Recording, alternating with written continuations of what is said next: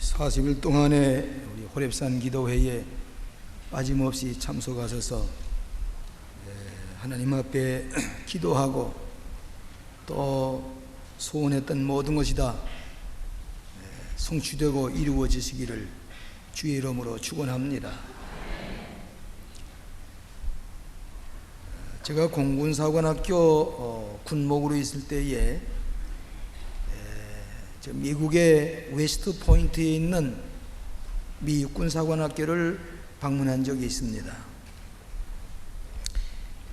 미국의 자랑으로 여기는 유명한 지휘관을 양성하는 사관학교입니다. 거기에 가운데 큰 예배당이 있는데, 촛불이 있는데, 언제나 촛불은 제일 좋은 곳에 높이 우뚝 서 있습니다.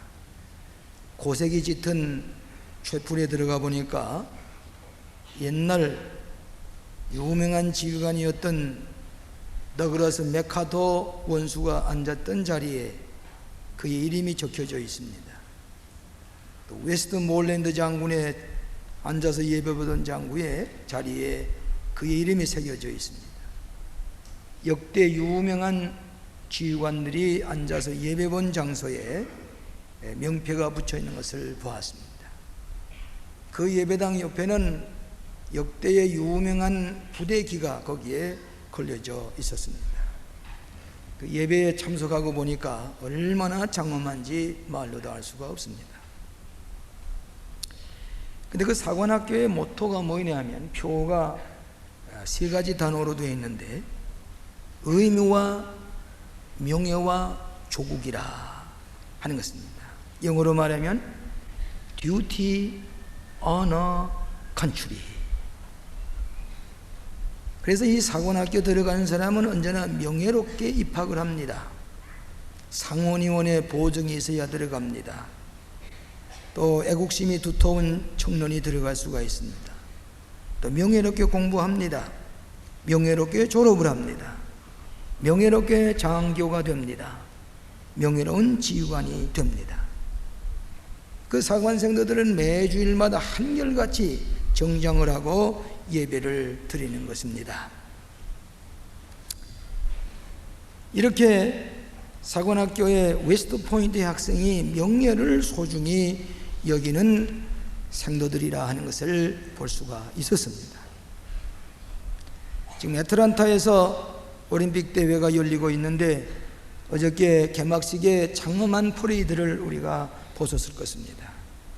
아무리 봐도 우리나라의 88년도에 그 입장식에 그 신비스러운 신의 작품이라 가리만치 했던 그런 동양의 한국의 문화를 자랑하는 거기에 미치지 못한 것 같은 아쉬운 마음도 없지 않아 있었습니다. 근데 역대 197개국인가 6개국이 참여하는 최대의 퍼레이드입니다. 거기에 나온 모든 근 2만 명에 가까운 선수들은 조국의 명예를 걸고 뜨겁게 열심히 힘을 다해서 싸울 것입니다. 거기에 우승을 해서 목에다가 금메달을 걸 때는 자기의 명예뿐만 아니라 조국의 명예가 드러나게 됩니다. 조국의 명예를 걸고 5년, 6년, 4년 동안 연습을 했던 챔피언들이 열심히 가서 금메달을 따게 될 것입니다. 우리나라가 세계에서 5위를 목표로 하고 조국의 명예를 걸고 지금 가서 선수들이 싸우게 될 것입니다. 결과는 뭐냐? 명예가 남는 겁니다. 돈을 버는 것도 아닙니다. 조국의 명예, 개인의 명예가 올림픽 대회의 최고의 상급입니다. 인생은 명예롭게 살아야 됩니다. 명예를 드러내면서 살아가야 됩니다. 그런데 때문에 소크라테스가 말하기를 명예 있는 죽음은 불명예스러운 삶보다 낫다 그랬습니다. 최근에 많은 사람들이 명예를 돈으로 살려고 할 때도 있습니다. 명예는 돈으로 살 수 있는 것이 안 됩니다. 우리 그리스도인은 명예를 소중히 여기는 삶입니다. 우리는 죄로 말미암아 불명예스러운 존재가 되었던 우리들이 예수 그리스도의 보혈의 피로 명예로운 그리스도인이 되었습니다. 그렇기 때문에 우리는 명예롭게 인생을 살아가는 것이 우리 성도의 삶이라고 하는 것입니다. 하나님의 자녀로서, 구별된 성도로서 우리는 하나님의 말씀을 따라서 명예롭게 살다가 명예롭게 죽는 것입니다. 오늘 잠언서의 말씀 보면 아들에게 간절히 부탁하는 것은 하나님 법을 잃어버리지 말고 진리를 따라 살고 하나님을 잘 공경함으로 말미암아 하나님을 영화롭게 하고 하나님의 주시는 은총과 귀중히 여김을 받으라, 명예로운 인생이 되거라 하는 것이 이 잠언서 저자의 교훈의 말씀입니다. 오늘 우리 명예로운 성도의 삶을 살기 위해서는 적어도 4가지의 일을 행하면서 살아가야 되겠다고 하는 것입니다. 첫째로는 자기 자신을 존귀히 여기라고 하는 것입니다. 자기 자신을 명예롭게 여기야 됩니다. 자기를 명예롭게 여기는 사람이 하나님의 형상대로 짐을 받은 만물의 영장대로 살아가는 것이고 죄사함 받은 하나님의 자녀로서 살아가게 됩니다. 그런 인간을 가리켜서, 그런 존재를 가리켜서 온 천하보다도 귀한 존재라고 하나님께서 말씀을 하셨습니다. 베드로전서 2장 9절에 보면은 너희는 택하신 족속이요 왕같은 제사장이요 거룩한 나라의 백성이니라. 너는 택한 사람이고 왕같은 제사장이고 거룩한 나라의 백성이라. 존귀여김을 받는 인생, 존귀롭게 살아가는, 명예롭게 살아가는 성도, 하나님께서 우리를 면하신 뜻이라고 생각을 합니다. 이 심리학자들의 말에 의하면은 자기를 소중하게 여기고 명예롭게 살려는 사람이 궁극적으로 성공하는 사람입니다. 성공이라고 하는 것은 돈을 많이 먹고 권력을 가진 사람을 가지고 성공한 사람이라는 게 아니라 명예롭게 살아가고 남더러 명예롭게 살아갈 수 있도록 돕는 것을 가리켜서 성공적인 인생이라고 말할 수가 있습니다. 아버지가 아들에게 부디 명예롭게 살아야 된다, 영화롭게 살아야 된다, 자존심을 가지고 살아야 된다, 하나님 앞에 존귀 여김으로 살아가야 된다고 이렇게 강조하고 있습니다. 여러분, 자녀들을 키울 때도 부모님이 그 자녀들이 명예롭게 살도록, 존귀 여기며 살도록 부모님의 가정생활에서부터 가르쳐줘야 됩니다. 천하게 아무렇게나 되는 대로 살아가는 것이 아니라 너는 하나님 앞에 소중한 존재라고 하는 것, 말 없이 부모가 가정생활에서 잘 그들에게 자존심을 키워주고 명예로운 인생을 살아가도록 가정에서 말 없이 교육하고 가르쳐 줘야 되는 것입니다. 여러분, 우리나라 봉건적인 사상인지를 모르지만은 양반처럼 양반집 자식이야, 그 말은 무슨 말이, 한마디로 말하면 남에게 존귀 여김을 받는 가정으로 자랐다, 그 얘기입니다. 오늘 우리는 그리스도인으로서 가정에서 어렸을 때부터 흉내내는 것도 존귀하게 명예롭게 사는 것을 흉내내면서 살아가도록 가르쳐 줘야 됩니다. 8살 이전까지는 부모님들의 숨김없는 삶 자체가 자녀들에게 자존심과 명예심을 가져다 준다, 그렇게 심리학자들이 얘기를 합니다. 우리가 때때로는 이 기독교 교리가 우리는 죄인이다, 그런 거로 하나님의 형상을 잃어버렸다, 쓰레기 같은 존재다, 보잘것없다, 무능하다, 불가능하다, 우리는 불명예스러운 인생이다 하는 것을 너무 강조한 나머지 너무 이 지나친 죄책감에 사로잡힌 사람은 무기력해지고 무능한 존재가 되고 불명예스러운 존재가 되고 창의력을 잃어버리는 병든 불건강치 아니하는 교리에 사로잡혀 있는 사람도 없지 않아 있습니다. 우리 광림교회는 하나님의 자녀로서 명예롭게 영광스러운 삶을 살아가도록 건실한 신앙을 가지고 성공적인 인생을 살아가도록 가르치는 것이 우리 기독교의 가장 훌륭한 교리인 것을 알아야 되겠습니다. 대개 평범한 진리로 이렇게 좀 명예롭게 자존심이 있게 그리고 성공적인 인생을 살아가는 사람에게는 네 가지 모습을 보아서도 알 수 있다 그랬습니다. 첫째는 무슨 것이니 그 사람의 앉은 자세를 보아서도 알 수 있다. 앉아있는 자세를 보아서도 알 수가 있습니다. 우리가 어디 가든지 그 사람의 매너, 몸가짐, 일주일에 한 번 드리는 예배 초소에 와서 예배 드릴 때도 우리가 정중하게 앉아서 하나님의 말씀을 정중히 여기고 예배 드리는 그 몸가짐이 존귀 여김을 받는 명예로운 자세라고 하는 것입니다. 예배 드릴 때에 몸가짐이 한 시간이 제대로 정중하지를 못하고 걸어가고 흐트러진 모습을 하고 예배 보는 것이 아니라 졸고 쓸데없는 잡념에 붙잡아서 몸의 자세가 흐트러지고 그런 것은 벌써 그 자신이 명예로운 자세가 아니라고 하는 것입니다.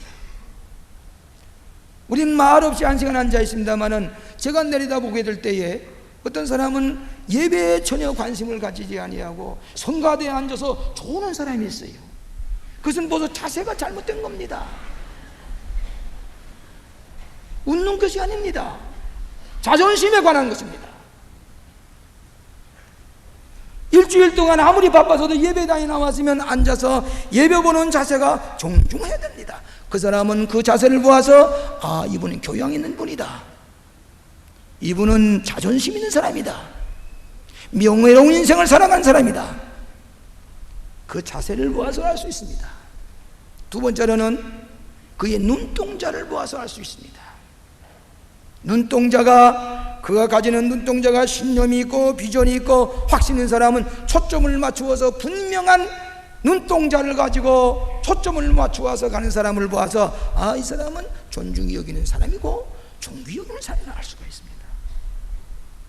늘 다 이렇게 풀어진 눈동자를 가지고 겨우 앉아서 완전히 그런 자세를 가지고서는 확신도 없는 사람이고 예배에 대한 존귀 여기는 마음도 없는 사람입니다. 상담을 해보면 그 사람과 앉아서 눈동자를 맞춰보면 이 사람이 어떤 사람인가 하는 것을 알 수 있습니다. 자존심 있는 사람인가, 자부심 있는 사람인가, 자기를 천히 여기는 사람인가, 자부심이 전혀 없는 사람인가, 눈동자를 보면 알 수가 있습니다. 세 번째로는 그의 말의 음성과 표현을 보면 알 수가 있습니다. 음성이 똑똑해야 됩니다. 표현이 분명해야 됩니다. 네 번째로는 걸음걸이를 보면 압니다. 걸어가는 걸음걸이를 보면 압니다. 활기차고 위험이 있는 걸음걸이. 요즘 호립선 기도에 나오신 분이 3시에 일어나서 오신 분이 있습니다. 피곤하지요. 40일 동안 하루같이 정성을 다해서 새벽 제단을 지키는 분들, 제가 이 3시 반, 4시 반쯤에서 이 정면으로 들어오려고 할 것 같으면은 그 새벽에 달려온 발걸음들이 장엄합니다. 씩씩합니다. 확신이 있습니다. 자존심이 분명합니다. 그러고 나와서 새벽 기도를 하고 갈 때에 그의 발걸음이 쏜살같이 목표를 향해서, 비전을 향해서 달려가는 그 걸음걸음을 보아서 그 사람이 명예로운 인생을 사는 것인 것을 알 수가 있습니다. 흐느적 가고 확신이 없이 아무런 비전도 없이 걸어가는 사람의 발걸음을 보면 압니다. 네 번째로는, 다섯 번째로는 시간을 지키는 사람입니다. 예배 시간을 제대로 지키는 사람이 자존심 있는 사람입니다. 예배 시간을 제대로 지키는 사람이 명예로운 인생을 살아가는 것입니다. 인생의 최고의 가치 있는 삶이라는 건 예배를 지키는 것인데 예배 시간을 바로 지키는 것이 명예롭게 사는 것입니다. 우리는 남에게 천대를 받거나 남에게 없이 여김을 받거나 남에게 수모를 받으며 살아가는 인생이 아닙니다. 하나님의 자녀입니다. 피 흘려 값주고 사신 존재입니다. 그렇기 때문에 우리는 존귀 여김을 받는 명예로운 인생을 살도록 살아가는 것이 하나님이 여러분에게 원하시는 뜻인 줄로 믿습니다. 두 번째로는 하나님을 존귀 여기는 사람이 되어야 됩니다. 하나님을 영원롭게 하는 사람이 내가 영원롭게 되고 내가 명예롭게 사는 길입니다. 성서에 보면은 예수님께서 아버지를 영원롭게 하시기 때문에 아버지께서 아들을 영원롭게 하셨다 그랬습니다. 인생은 하나님을 영원롭게 하는 삶입니다. 그럴 때 우리를 영원롭게 하십니다. 사무엘상 2장 30절의 하반절에 보면 나를 존중히 여기는 자를 내가 존중히 여기고 나를 멸시하는 자를 경멸히 여기리라. 진리입니다. 하나님을 영화롭게 하는 사람을 하나님께서 우리를 존중히 여기도록 세상에서도 존귀 명예롭게 살도록 도와주시는 것입니다. 여러분 성서에 보시면은 역사적으로 하나님을 영화롭게 했던 사람을 하나님께 존귀히 여긴 역사적인 인물들을 많이 봅니다. 요셉 어떻습니까? 그는 가정에 불행한 사람이었습니다. 형제들에게 미움을 받고 소외당해서 나중에는 형제들이 팔아먹을 정도로 그런 가정에서 불행하게 태어난 사람입니다. 어머님을 일찍 잃어버렸기 때문에 계모에게 형제들에게 시달렸습니다. 그러나 그는 하나님을 명예롭게 영화롭게 하기 위해서 애굽 땅에 가서도 하나님을 영화롭게 위해서는 자기를 더럽히지 아니하고 하나님을 영화롭게 했기 때문에 나중에 하나님께서 그를 명예롭게 애굽의 종이 대신이 되게 해서 일생 동안 명예로운 인생을 살아가고 그의 뼈마저도 명예스럽게 가나안 땅으로 지구가리만치 명예로운 존재가 된 것입니다. 다니엘도 그는 바벨론의 포로로 잡혀가 있으면서도 하나님의 명예를 걸고 왕이 먹던 이방 신에게 제사했던 재물 먹지 아니하고 그리고 하나님의 명예와 하나님의 영화를 위해서 살아가기 때문에 나중에 다니엘은 하나님께 명예로운 존재로서 축복을 받았습니다. 사자가 입을 열지 못했습니다. 북구동에 들어가서 태우질 못했습니다. 하나님을 명화롭게 했기 때문입니다. 삼손이 나실 사람입니다. 그는 하나님을 명화롭게 하기 위해서 머리를 깎지 않았습니다. 힘이 세습니다. 삼손이. 그런데 하나님께서 영화롭게 하기 나스리 사람으로 선택을 받았는데 저 가나안의 여자와 더불어 부정한 생활, 타락한 생활을 할 때에 머리가 깎였습니다. 하나님을 명예스럽게 하지 못했습니다. 힘이 빠졌습니다. 나중에는 실패했습니다. 불명예스러운 인생이 되고 말았습니다. 왜? 하나님을 명화롭게 하지 않았기 때문입니다. 잠언서 22장 4절에 보면 여호와를 경외하며 보응은 재물과 영광과 생명이니 잠언서 22장 1절에 많은 재물보다 명예를 택할 것이요 은보다 금보다 은총을 더욱 택할 것이다. 하나님을 존귀 여기는 사람은 끝까지 하나님께서 여러분을 세상에서 존귀 여김을 받도록 인도하십니다. 그러나 하나님을 경멸히 여긴 사람은 세상에서도 경멸히 여김을 받습니다. 교회를 대수롭지 않게 여긴 사람은 세상도 그 사람을 인정하지 않습니다. 하나님을 명예롭게 하지 못한 사람은 명예로운 인생을 살아갈 수가 없습니다. 오늘 이 2시 예배에 로스와의 모스크바에 있는 음악대학생들과 그 아주 이쁘게 생긴 로스와 청년들이 노래를 부릅니다. 우리 청년들과 같이 여기 와서. 근데 73년 동안 인간의 잘못된 교리 이데올로기 때문에 하나님을 등지고 천년의 역사를 가진 기독교 문화를 가진 로스와지만은 하나님을 등지고 하나님을 명예롭게 영광스럽게 하나님을 예배하지 못하고 하나님을 분명해스럽게 하나님을 없이 여기고 멸시했던 그들은 오늘날 그들은 세상 사람들에게 3등 국가로 전락이 될 뿐만 아니라 없이 여김을 받고 무시하게 되었습니다. 다름이에게 돈을 벌리고 도와달라고 합니다. 큐바가 그렇습니다. 가장 좋은 북한이 그렇습니다. 그들이 그 50년 동안 하나님을 멸시하고 하나님을 없이 여기고 하나님을 경멸히 여기고 하나님 앞에서 불순종하고 하나님을 영화롭게 하지 못했던 결과가 오늘 뭐가 됐습니까? 거지가 되고 말았습니다. 굶어 죽게 되었습니다. 헐벗었습니다. 세계의 수목거리가 되고 있습니다. 세계에 도와달라고 하는 거지 나라가 되고 말았습니다. 왜? 하나님을 경륜히 여기지 아니하고 하나님을 두려워하지 않고 하나님 명예롭게 하지 못했기 때문에 세상 사람들에게 멸시를 받는 존재가 됐습니다. 역사가 그렇게 증명하고 있습니다. 그렇기 때문에 우리는 하나님을 명예롭게 하고 하나님을 영화롭게 하고 하나님을 존중히 여길 때에 하나님은 어느 구석에 가 계시든지 존귀 여김을 받게 하십니다. 믿으시면 아멘 하십시다. 너희는 먼저 그의 나라와 그의 의를 구하라. 그리하면 그 밖에 모든 것을 너희에게 더하시리라.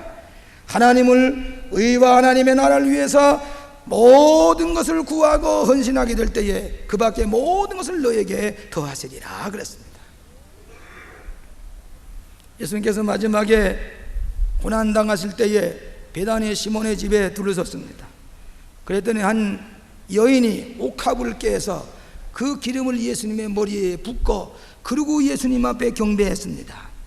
가룟 유다는 도적의 마음을 가지고 저걸 팔면은 300데나리 막대한 돈이 되는데 그걸 가지고 가난한 사람을 돕지 왜 이렇게 기름을 낭비하느냐 그랬습니다.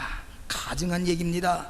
도적의 마음이 들었습니다. 가룟 유다, 하나님은 예수님을 존귀 여기는 게 아닙니다.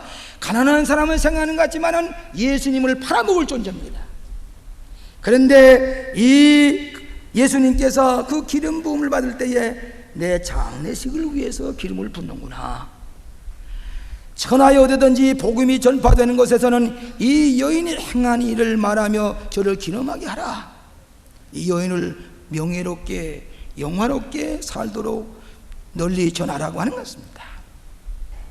하나님을 존귀 여길 때에 하나님께서 여러분을 명예롭게 존귀 여기며 살 수 있도록 인도해 주시는 것을 믿으시기를 바랍니다. 제가 지난번에 워싱턴에 둘렀을 때에 클린턴 대통령이 나가는 파운드리 메더리스트 졸치라는 곳에 가서 그 필 와그만이라는 목사님을 만나기로 시간 약속을 했습니다. 하도 바쁜 분이라 30분 약속을 했는데 그 찾아갔더니 옛날 그분이 우리 신학교의 교수로 계셨습니다. 제가 그분의 강의를 들은 적이 있습니다. 그랬더니 제가 감독이 돼서 갔다고 그러니까 아주 반갑게 저를 영접했습니다. 그래서 커피를 마시면서 얘기를 하는데 30분 약속했던 분이 2시간 동안을 얘기를 해요. 그래서 예배당 안에 들어와서 여기 클린턴 대통령은 안전자입니다. 그러면서 얘기를 쭉 하는데 도무리 자기가 대통령에게 설교하는 목사로서 그렇게 명예스럽게 생각을 하고 흥분해서 얘기를 했습니다. 이번에 덴버에서도 만났습니다. 미국에 있는 감리교 목사들 중에 제일 명예롭게 대접을 받는 목사가 되었습니다. 그런데 클린턴 대통령 예배할 때 보게 되면 어린아이 같더라는 게요. 그렇게 순진하게 설교 말씀을 들으면서 은혜를 받는데 그러고 나서 나갈 때는 목사님께 악수를 하면서 그거는 목사님 설교하신 건 내가 곧 저기 인용을 해도 괜찮겠습니까? 그 원고지 좀 줄 수가 있겠습니까? 그렇게 사정을 하다시피 그래서 주면은 그렇게 해서 어디 가더니 난 파운드리 메더리스트 졸지의 교회요 와그만 목사님의 설교를 듣는다고 하는데 그렇게 존귀 여깁니다. 교회 나와서 예배를 존중히 여기고 하나님을 존중히 여기고 영화롭게 할 때에 하나님께서 여러분을 존귀히 여기고 존중히 여기는 존재가 되는 것을 믿으시기를 바랍니다. 하나님을 존중히 여기는 자가 명예로운 인생을 살아가는 것입니다. 세 번째로는 남을 명예롭게 대접하는 사람이 되어야 됩니다. 성선 우리에게 가르치길 네 이웃을 네 몸과 같이 사랑하라 그랬습니다. 이웃을 먼저 생각하고 이웃을 명예롭게 대접하는 사람이 되어야 됩니다. 그러므로 무엇이든 남에게 대접을 받고자 하는데 너희는 남을 대접하라 그랬습니다. 겸손하게 남에게 도움을 주려고 생각하는 사람은 그들이 나를 도와줍니다. 내가 남에게 도와주는 게 아니라 남을 흠집을 내고 남을 비방하고 남을 명예롭게 대접하지 아니하고 수군거리고 하는 사람은 나중에 그 사람을 태워줄 사람이 없습니다. 제가 이렇게 교단의 책임을 지고 이제 얼마 남지 않았지만은 가만히 보면은 왜 저분이 말도 잘하고 설교도 잘하는데 저렇게 어려움을 당하는가 보면은 언제나 자기 위주지 남을 도와주는 법이 없어요. 남을 명예롭게 살도록 협력해 주질 않았어요. 전부 다 속된 말하면 그 피창 안에도 저희 친구 간에도 이용을 하고 머니플레이션을 하고 언제나 자기만을 위하여 남을 대접하거나 남을 이렇게 협력해서 하는 게 아니라 남을 깎아내리고 없이 여기고 비방을 하고 없는 얘기를 하고 하는 사람은 아무것도 도움을 받지 못하니까 자꾸 침몰이 되는 거예요. 빈손 들게 되는 거예요. 왜? 심어놓은 게 없기 때문에. 부디 여러분, 우리 그리스도인은 남을 비방하는 데 참여하지 마시기 바랍니다. 남을 없이 여기고 남의 명예를 추락시키는 데 참여하게 되면 내가 스스로 명예가 추락이 되고 말겠습니다. 그렇기 때문에 남을 도우려고 하는 사람, 남을 협력하는 사람, 남을 존중히 여기는 사람이 그 사람에 의해서 내가 존중히 여김을 받게 되는 것입니다.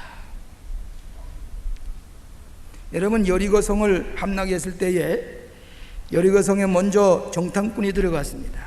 들어갔는데 그때 기생이 그 길가에 앉아서 술 파는 기생이 하나 있었습니다. 라합이라고 하는 기생인데 여기에 이스라엘 정탐꾼이 들어오니까 이 기생 라합은 목숨을 무릅쓰고 이 정탐꾼을 잘 보호했습니다. 숨겼습니다. 근데 그들이 돌아갔습니다. 다시 여리고성에 점령되어 들어오게 될 때에 그 여리고를 점령하는 군인들에게 첫 마디가 뭐인 거니 그 라합이라고 하는 여자의 집의 문에 창가에 붉은 천이 이렇게 드리워질 텐데 그 집의 사람 한 사람도 해치 마시오. 그 기생집에서 우리가 생명의 보호를 받은 사람이니 이 붉은 줄이 들인 데는 그 생명 상하지 마세요. 그래서 그 집은 고스란히 보호를 받았습니다. 정탐꾼을 목숨을 걸고 잘 보호해 주신 까닭에 그가 여리고성이 점령되어 종기 여김을 받아서 생명의 구원을 받게 되는 것을 알 수가 있습니다. 우리 광림교회 교인들은 세계 어디 가든지 종기 여김을 받는 까닭은 광림교회는 어려운 사람 돕는 교회입니다. 불쌍한 노인들을 돕는 교회입니다. 저 농어촌교회 올 때 갈 데 없는 학생들이 머리는 좋은데 서울에 대학에 입학을 해서도 기숙사가 없는 것을 우리가 20억을 들여서 지금 아현동에 제일 좋은 맨션이 들어가는 자리에 130여 명이 들어갈 수 있는 좋은 기숙사가 거의 완공 단계에 이르렀습니다. 그걸 보고서 광림교인들이 칭찬합니다. 광림교인들 좋은 일 많이 합니다. 모스크바에도 소문이 났습니다. 미국에도 소문이 났습니다. 저 남아메리카에도 소문이 났습니다. 왜? 남을 존중히 여기고 남을 귀히 여기기 때문에. 명예로운 인생은 이웃을 내 몸과 같이 사랑하고 이웃을 존경을 주하는 사람입니다. 나폴레온이 이렇게 얘기를 했습니다. 도덕과 남을 위해 삶에 얻은 명예는 산골에 핀 꽃과 같이 충분한 햇빛과 바람을 받고 필 수가 있다. 그렇지만 명예를 마치 그렇지 못한 사람의 명예는 마치 태양을 그림책 속에 그려놓고 빛이 비치기를 기다리는 것과 같다. 종종 우리 교인들이 우리 교회를 소중히 여기고 또 이웃을 소중히 여기는 마음으로 밤잠을 자지 아니하고 애쓰는 것을 볼 때에 주의 종으로 이 교회 담임 목사로 얼마나 존귀 여길 만해. 저분을 위해서 내가 뭐인가 좋은 일을 해야 될 텐데, 뭘 도와줄 텐데, 그런 생각이 먼저 들어갑니다. 우리 집에 손자들이 종종 집에 오게 되면은 그렇게 귀할 수가 없어요.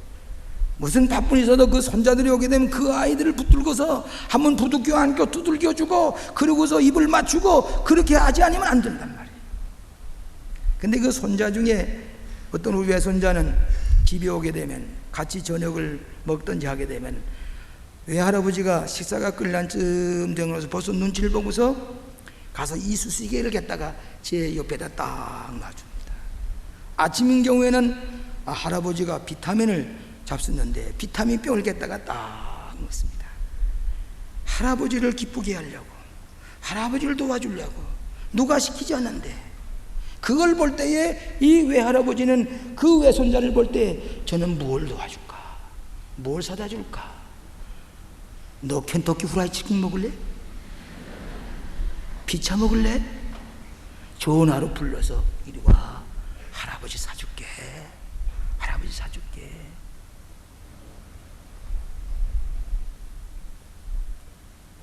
남을 존중히 여기는 사람이 자기가 존중히 여기게 되어 있습니다. 남을 없이 여기고 멸시하고 헐뜯는 사람은 자기도 함정에 빠지기가 쉽습니다. 남에게 도움을 받을 길이 없습니다. 여러분, 애국가를 작곡한 아니테 선생은, 그는 스페인의 부인을 스페인 여자와 같이 결혼해서 스페인에 살면서 고독하게 지나지만은 나라를 사랑하는 마음이 간절했습니다. 1930년 8월에 샌프란시스코 한인 감리교회에 가서 예배를 볼 때에 마당에 태극기를 펄펄 날리고 예배 버리는데 애국가를 부르는데 그 곡조가 스코틀랜드의 민요요 이별곡인 올드랭사인이라는 그 곡조를 가지고 애국가를 부르는 거예요. 이게 무슨 일이냐? 남의 나라의 이별곡을 불러? 그래서 그때부터 이분은 애국가 곡조를 작곡하기 시작했습니다. 몇 해가 걸리는 거니 1930년에 베를린에서 작곡이 완료될 때까지 6년 6개월이 걸렸습니다. 그걸 작곡해가지고 제일 먼저 개창식 애국가를 처음으로 부르는 데가 어딘 거니 샌프란시스코에 있는 감리교회에 가서 황시선 목사님과 함께 온 교회로 나서 애국가 봉창을 했습니다. 아니테 선생은 유명한 세계적인 작곡가입니다. 그가 기도하면서 6년 6개월 만에 애국가를 작곡을 했을 때에 아니테 선생은 명예롭게 조국의 명예를 드러냈습니다. 지금도 올림픽 경기장에서 아니테 선생의 그 작곡된 애국가가 울려 퍼질 때 눈물을 흘립니다. 조국을 명예롭게 했던 아니테 선생은 세상을 떠났지만 오늘도 그의 명예를 드러내기 위해서 그의 살던 집에 박물관을 만들어 놓고 아니테 선생의 상급을 주고, 아니테 선생은 애국가 곡을 하나 작곡한 그 명예 때문에, 조국을 명예를 드러냈기 때문에 명예로운 대접을 받는 것을 알게 됩니다. 이웃을 명예롭게 하고 나라를 명예롭게 하고 내 사회를 명예롭게 하는 사람이 내가 명예로운 대접을 받게 되는 것입니다. 마지막으로 명예로운 길을 걸어가자고 하는 것입니다. 명예로운 인생은 길이라고 해서 다 가는 길이 아닙니다. 명예로운 길을 선택해서 걸어가는 것입니다. 명예를 잃어버리기는 잠깐 동안이지만은 명예를 지키기는 매우 힘든 것입니다. 광림교회 교인은 어딜 가든지 하나님을 영화롭게 하고 광림교회를 명예롭게 섬기기 때문에 어디 가든지 모든 사람에게 존귀 여김을 받는 우리 성도가 되는 것을 늘 고맙게 생각을 합니다. 명예롭게 사는 사람에게 8가지 공통점이 있다고 그랬습니다. 첫째로는 높은 도덕관과 윤리관을 가지고 산다고 그랬습니다. 높은 가치관과 도덕관과 윤리관을 가지고 살아가는 것입니다. 두 번째로는 가정과 가족을 매우 소중히 여깁니다. 내 가족과 내 자녀들을 소중히 여길 줄 아는 사람이 남을 소중히 여기고 자기가 존귀 여김을 받게 됩니다. 세 번째는 인간관계를 좋게 하는 것입니다. 인간관계가 원만한 사람이 되어야 됩니다. 네 번째로는 성공의 비결을 물질적인 것에 딛지 않고 높은 인격에 두어야 됩니다. 명예는 돈 가지고 살 수가 없습니다. 인격을 가지고 사야 됩니다. 인격을 가지고도 져야 됩니다. 다섯 번째로는 직장에서 남보다 능률적이어야 된다 그랬습니다. 어느 직장에서든지 존귀 여김을 받고 명예롭게 사는 사람은 자기의 일을 능률적으로 해서 남에게 도움을 주는 사람입니다. 지난 7월 17일에 우리 수도원에서 21세기 리더십에 대한 세미나를 하면서 강연을 하면서 우리 이명박 장로께서 오셔서 자기가 술집 개미미를 9년 동안 먹으면서도 자기가 가난하지만은 부자를 도울 수 있다고 하는 자존심을 가지고 부잣집에 가서 하루 종일해도 떡 하나 입에 대지 아니하고 배고픈데도 그대도라면서 가난하지만은 명예롭게 살려고 했기 때문에 그가 현대그룹에서도 종기임을 받고 저 종로에서 떨어진다고 했는데도 그는 들림을 받게 됐다. 자기의 성공의 비결을 남을 돕는 데 있고 바른 길을 걸어가는 데 있다고 하는 것을 간증하는 것을 들었습니다. 눈물적이어야 됩니다. 여섯 번째는 알코올이나 마약을 멀리하라고 했습니다. 알코올 중독자나 마약 중독자는 남에게 존경을 받을 수가 없습니다. 일곱 번째로 지역사회 활동에 참여해야 된다 그랬습니다. 지역사회에 그 가족이 있으므로 도움이 되어야 됩니다. 여덟 번째로 자선사업에 적극적으로 참여하라 그랬습니다. 어저께 토요일 날 여러분 잘 아시는 가나안농문학교의 1천기 졸업식에 절도로 설교를 해달라고 그랬습니다. 근데 제가 다른 일 때문에 가지를 못했습니다만은 근데 그 김영기 장로님은 별로 배운 사람 아니지요. 그런데 김영기 장로님은 하나님을 사랑하고 이웃을 사랑하고 흙을 사랑하여 산다. 이래야 농민들이 산다.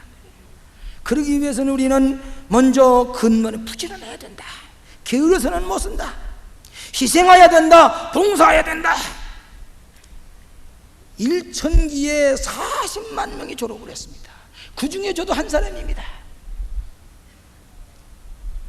오늘 명예로운 그가 오늘 일가상이라는 것은 막사의 상인 살 뿐만 아니라 한국에서 종교교육을 받는 것은 그는 부지런하고 희생하고 봉사하는 것, 하나님을 사랑하고 이웃을 사랑하고 나라를 사랑하는 명예로운 삶을 살다가니 지금까지도 그의 명예를 모든 사람이 찬양하고 있습니다. 크리스찬이 된다는 말은 명예롭게 사는 것을 말합니다. 여러분은 명예로운 성도입니다.